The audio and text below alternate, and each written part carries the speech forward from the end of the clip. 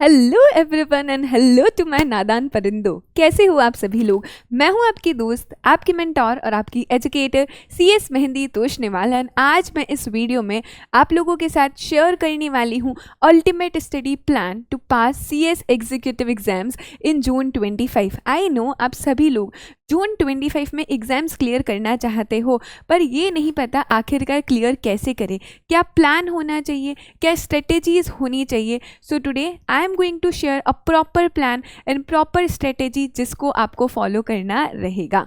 तो starting with the very first step जो मैं हमेशा हमेशा बोलती हूँ, दैट इज पैरेलल रिवीजन। और यहाँ पर हम लोग फॉलो करेंगे 80-20% रूल। ये क्या होता है आखिरकार?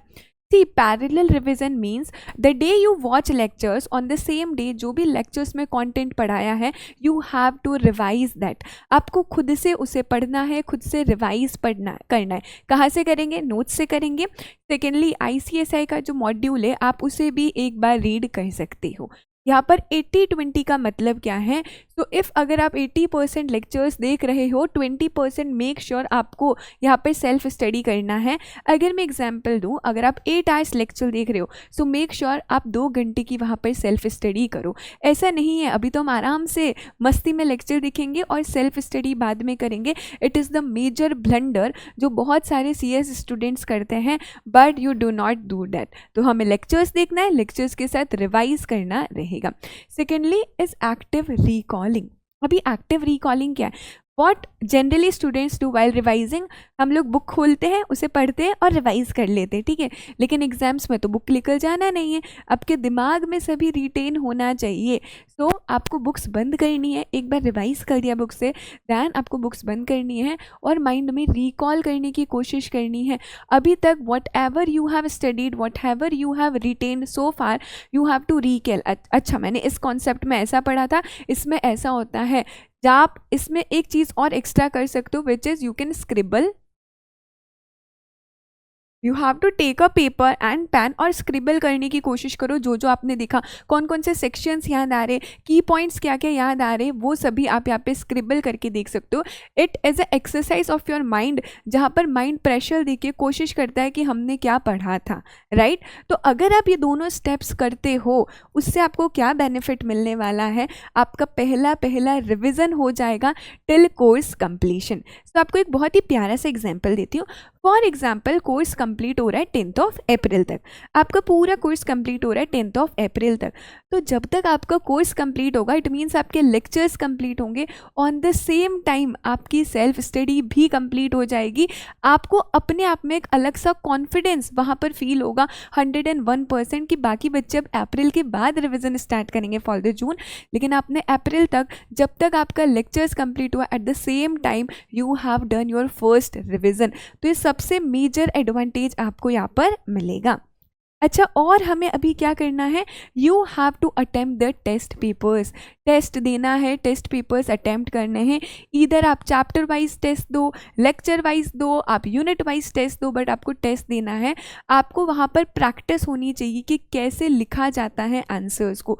और जैसे ही आप एक चैप्टर का टेस्ट दोगे, फॉर एग्जाम्पल अगर मैं लेती हूँ, आपने टेस्ट दिया स्टार्टअप चैप्टर का in SBIL, you have done the test of startup chapter. अभी आपने टेस्ट दे दिया, आपको पता चल गया आपका कितना स्कोर आ गया है, तो आपका वो चैप्टर खत्म हो जाएगा। यू विल बी सेटिस्फाइड कि मैंने उसे पढ़ लिया, रिवाइज कर लिया, साथ ही साथ टेस्ट भी दे दिया है। So by attempting test paper your confidence will definitely going to increase, and not only that, आपकी राइटिंग प्रैक्टिस भी यहाँ पर होगी, एंड थर्डली आप टाइम मैनेजमेंट भी सीखोगे। So make sure you attempt the test papers. और वो भी कैसे अटेम्प्ट करने हैं? आप चैप्टर वाइज अटेम्प्ट कर सकते हो, आप कॉम्बिनेशन ऑफ चैप्टर्स लेके अटेम्प्ट कर सकते हो। नेक्स्ट, अभी यार डिस्ट्रैक्शंस तो बहुत सारे दिमाग में आते हैं, तो मेक श्योर जून तक you have to isolate yourself. अपने आप को आइसोलेट करना है जब आप पढ़ रहे हो, specially in the cases while you are studying. Room में कोई नहीं होना चाहिए, खुद से पढ़ो, अकेले पढ़ो शांति से। There should be no distraction, specially हमारा मोबाइल फ़ोन, वो तो होना ही नहीं चाहिए। सो अपने आप को आइसोलेट कर दो। थोड़े टाइम की बात है, मैरिजेस, फंक्शन, सेलिब्रेशंस में नहीं जाओगे तो भी चलेगा, इसका रिजल्ट आपको बहुत अच्छा मिलने वाला है। So you have to isolate yourself till June, उसके बाद तो फिर इच्छा होगी जो हम करने वाले हैं. Lastly you have to review your preparation, you have to review your performance regularly. अच्छा, before going to bed you have to review कि आज आखिरकार मैंने किया क्या है. आज पूरे दिन में मैंने लेक्चर्स देखे, मैंने उसको रिवाइज किया है, मैंने कितना पढ़ा है. आपको आपकी परफॉर्मेंस को रिव्यू करना है रेगुलरली, वीकली और मंथली बेसिस पे, ताकि आपको पता चले कि हम कितने पानी में हैं यहाँ पर. तो review is very necessary. Review कर लो, ओके मैंने इतना पढ़ा, इतना नहीं पढ़ा है. आपको पता चल जाएगा आपको कितनी प्रिपरेशन यहाँ पर करनी रहेगी. ये कुछ छोटी छोटी सी स्टेप्स है जिन्हें आप फॉलो करोगे तो आपको बहुत ही प्यारा सा स्टडी प्लान बन जाने वाला है for June 25. See here I am not going to tell you कि इतनी बजे उठना है, इतने घंटे पढ़ना है, फिर खाना खाना है, फिर सोना है. ये मैं नहीं बताने वाली हूँ because the time table differs from person to person, student to student, depending upon their sleeping pattern and their study pattern. तो इतने आप लोग समझदार हो, बट इन चीज़ों का आपको, इन हैबिट्स को इनकलकेट करना है while studying for June 25. Make sure you inculcate these habits and believe me, these habits are going to do wonders for your June 25 attempt. Thank you. Bye-bye.